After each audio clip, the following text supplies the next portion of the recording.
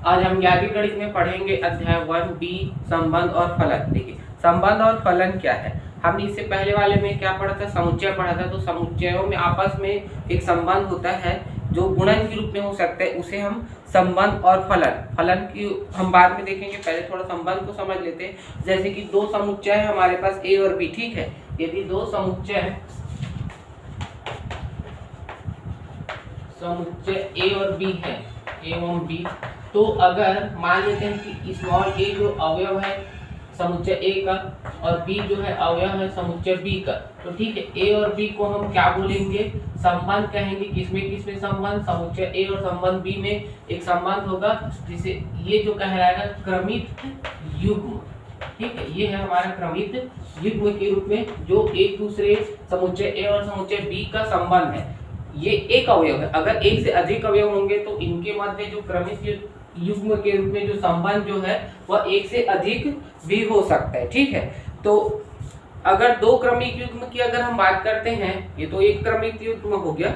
अगर दो क्रमिक युग्म है और दोनों अगर बराबर हैं, ठीक है, तो अगर जैसे कि आपका एक प्रश्न रहेगा ए और बी जो है क्रमिक युग्म है, सी और डी क्रमिक युग्म के बराबर है। ये कब की स्थिति में होगा, अगर ए जो है सी के बराबर होगा और बी जो है डी के बराबर होगा।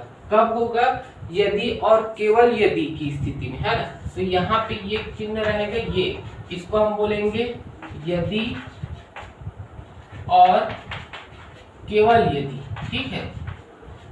तो दो क्रमिक युग्म अगर बराबर होंगे, कब बराबर होंगे, यदि और केवल यदि ए सी के बराबर होगा और बी डी के बराबर होगा, तब दो क्रमिक युग्म बराबर होंगे, ठीक है। इसमें ध्यान देने वाली बात ये है कि अगर एक क्रमिक युग्म क्या है, ए और बी है, और दूसरा क्रमिक युग्म मान लेते बी और ए है, तो ये जो दोनों क्रमिक युग्म जो है आपस में बराबर नहीं होंगे, ठीक है।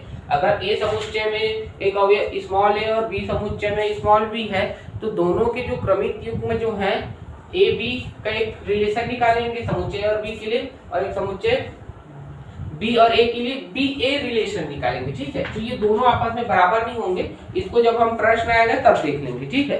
अब आगे बढ़ते हैं, कार्तीय गुणन।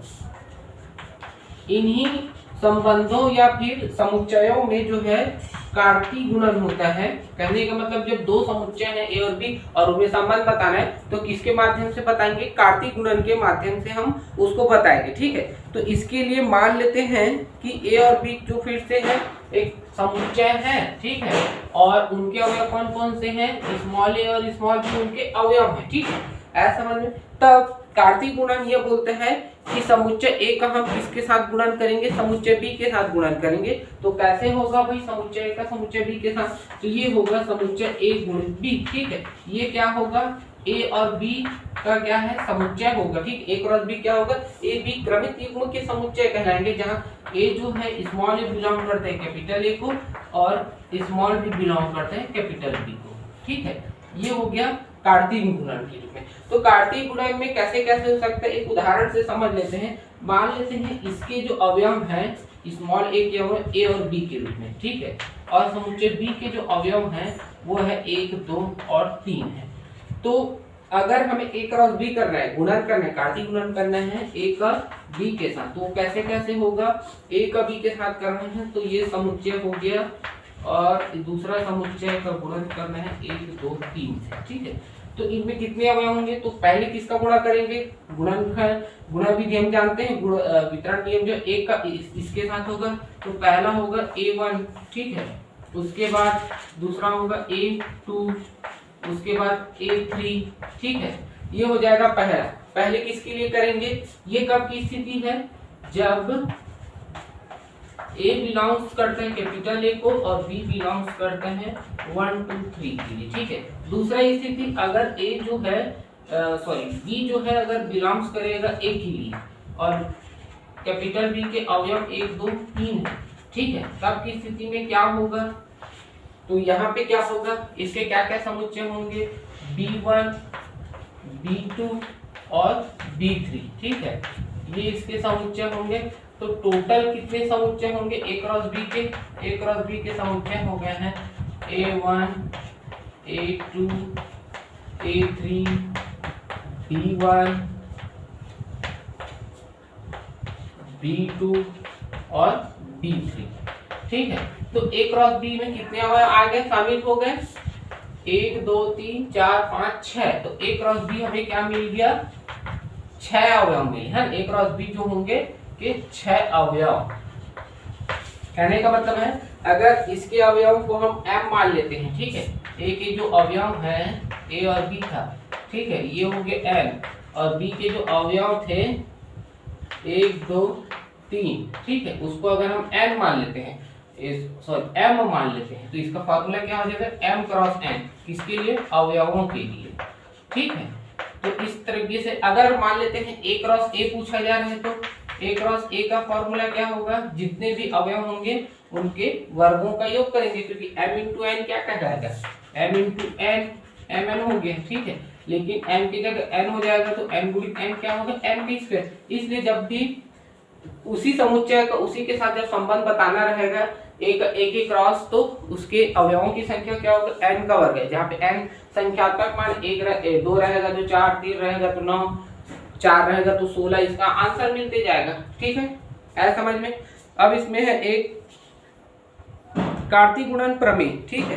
कार्तीय गुणनफल का प्रमेय जो है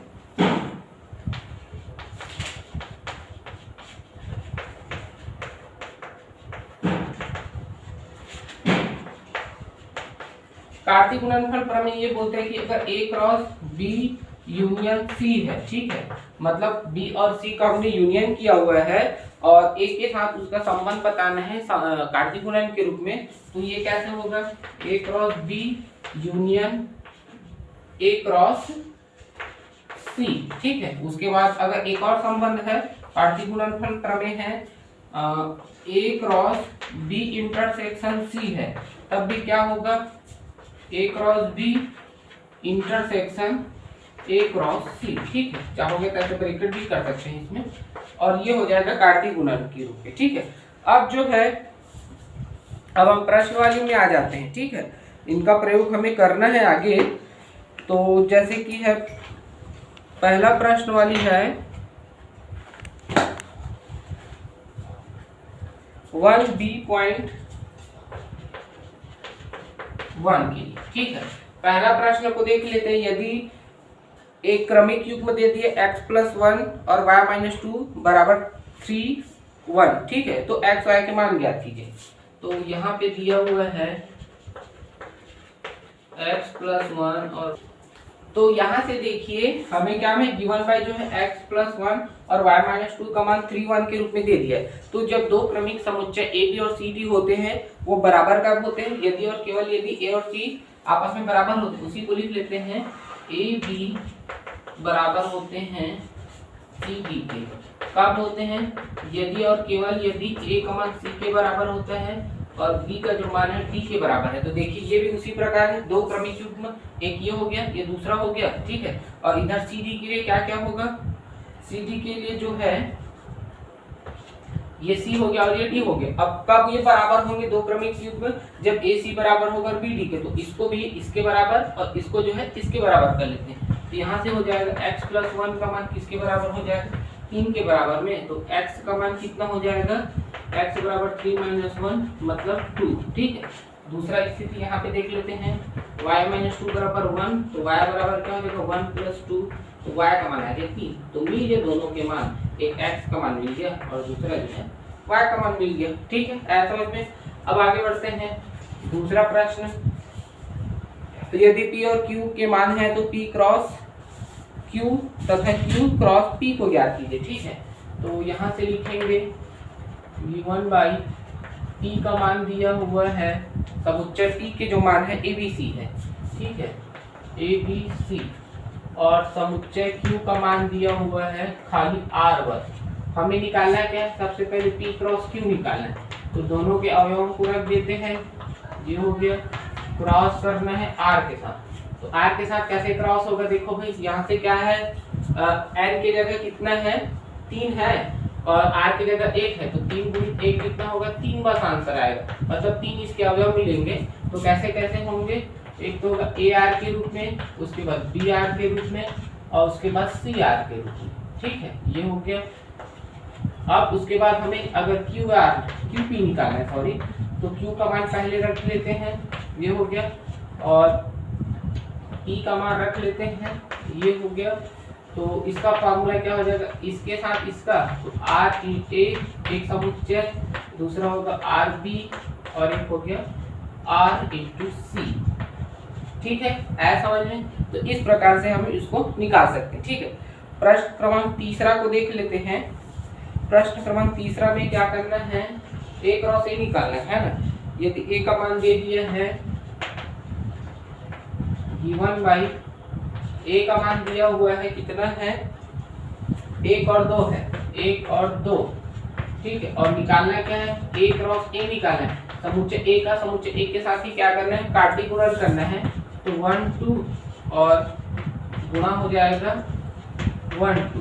ठीक है, तो कैसे कैसे होगा, देखो इसमें 2 अवयव है, इसमें भी 2 अवयव, तो m इंटू एन क्या हो जाएगा, m इंटू एन का मान 2 गुणित 2, मतलब कितने अवयव होंगे, 4 अवयव। तो कैसे कैसे होगा, पहला तो 1 का 1 के साथ, उसके बाद 1 का 2 के साथ, फिर इस 2 का इस 1 के साथ 2 1, और उसके बाद क्या होगा 2 2। ये हो गया 4 अवयव हो गए, 1 2 3 4, एक क्रॉस एक का मान मिल गया। ठीक है, अब आगे है प्रश्न क्रमांक चौथा। प्रश्न क्रमांक चौथा क्या क्या है, गिवन बाई 2 समुच्चय दे दिए हैं, ए बी और सी, 3 समुच्चय दिए है ना, और 4 मानों को निकालना है। तो एक एक करके निकाल लेंगे। सबसे पहले तो लिखेंगे ए के अवयवों को, ए का अवयव है 1 2 3, 1 2 3। ठीक है, बी के अवयव हैं, बी के अवयव 3 4, और सी के अवयव हैं 4 5 6, 4 5 और 6। ठीक है, अब हमें क्या याद करना है, सबसे पहले तो A cross B union C, B intersection C. ठीक है, इनको निकालना है। तो सबसे पहले हम क्या निकाल लेते हैं, हमें जरूरत है पहले यूनियन और इंटरसेक्शन को निकाल लेते हैं। सबसे पहले बी यूनियन सी निकालते हैं। ठीक है, बी यूनियन सी क्या क्या होगा, बी और सी के मानों को रखेंगे, ये 3 4, और इंटरसेक्शन करना है सी के साथ 4 5 6। तो दोनों में उभयनिष्ठ क्या है, दोनों में उभयनिष्ठ केवल 4 बस है, ये हो गया। ठीक है, उसके बाद बी यूनियन सी, इसको निकाल लेते हैं। बी यूनियन सी क्या हो जाएगा, इसी के साथ डायरेक्ट कर देते हैं। क्या यूनियन में क्या क्या आएगा, सभी आएंगे ना, रिपीट नहीं होना चाहिए। तो 3 4 5 6। ठीक है, ये हो जाएगा 3 4 5 और 6, ये हो गया यूनियन का। ठीक है, आया समझ में, यहाँ तक के। अब आगे बढ़ेंगे। अब हमें पहला देखना है, क्या निकालना, ए क्रॉस बी इंटरसेक्शन सी को निकालना। ठीक है, ए क्रॉस बी इंटरसेक्शन सी में ए के अवयव और बी इंटरसेक्शन जो सी का अवयव उनको रखना है। ए का अवयव है 1 और 2, ये हो गया 1 और 2, और क्रॉस करना है बी इंटरसेक्शन सी के अवयव को। तो बी इंटरसेक्शन सी का अवयव कौन सा था, ये 4 बस। ठीक है, तो इसके क्या क्या समुच्चय हो सकते हैं, इसके समुच्चय होंगे 1 4 और 2 4, ये हो गए बस। ठीक है, यहाँ पे क्लियर हो गया। अब आगे बढ़ते हैं दूसरा नंबर में। दूसरा में हमें क्या करना है, ए क्रॉस बी और ए क्रॉस सी का इंटरसेक्शन करना। ठीक, उसको भी बाद में देखते हैं। तीसरा देख लेते हैं पहले, इसमें ए क्रॉस बी यूनियन सी करना है। ठीक है, तो इसके लिए ए के अवयव बी और बी यूनियन सी के अवयव हैं 3 4 5 और 6। ठीक है, इसको निकालना है। तो ये कैसे कैसे होगा, पहले तो एक का किसके साथ, 3 के साथ करेंगे। ठीक है, उसके बाद एक का जो है 4 के साथ, एक का जो है 5 के साथ, उसके बाद एक का जो है 6 के साथ, उसके बाद आ जाएगा 2 का टाइम। तो इस प्रकार से जो देखिए यहाँ पे 3 अवयव है, यहाँ पे 4, 12 अवयव होने चाहिए। 1 2 3 4 5 6 7 8 9 10 11 12, इस प्रकार से 12 अवयव निकाल लेंगे। ठीक है, अब हम बात करते हैं दूसरा की। दूसरा में क्या है, ए क्रॉस बी का जो है इंटरसेक्शन करना है ए क्रॉस सी के साथ। ठीक है, तो इसके लिए हमें क्या करना पड़ेगा, ए क्रॉस बी और ए क्रॉस सी को पहले निकालेंगे तब बनेगा। तो सबसे पहले ए क्रॉस बी कर लेते हैं। ए क्रॉस बी का मान कितना हो जाएगा, ए का मान है 1 2 3। ठीक है, और बी का मान है,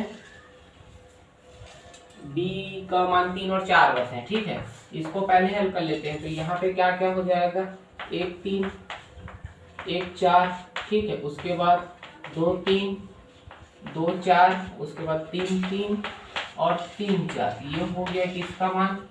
A क्रॉस B का। अब है A cross C। A cross C में A का मान है 1 2 3 और C का जो मान है, C के क्या क्या मान है? 4 5 6, ठीक है। 4 5 6 इसको हल कर लेते हैं। तो ये कैसे होगा? एक का पहले 4 के साथ, फिर एक का 5 के साथ, फिर एक का जो है 6 के साथ, फिर आ जाएगा 2 का बारी, 2 का 4, 2 का 5 और फिर 2 का 6, ठीक है। उसके बाद आ जाएगा 3 4, 3 5 और 3 6, ठीक है। ये हो गया। अब हमें क्या करना है? A cross B intersection A cross C करना है, ठीक है। तो यहाँ पे इन सारे मानों को लिखना पड़ेगा। किसके किसके मानों को? A क्रॉस B के जो मान है इन मानों को और ये पूरे मानों को, ठीक है।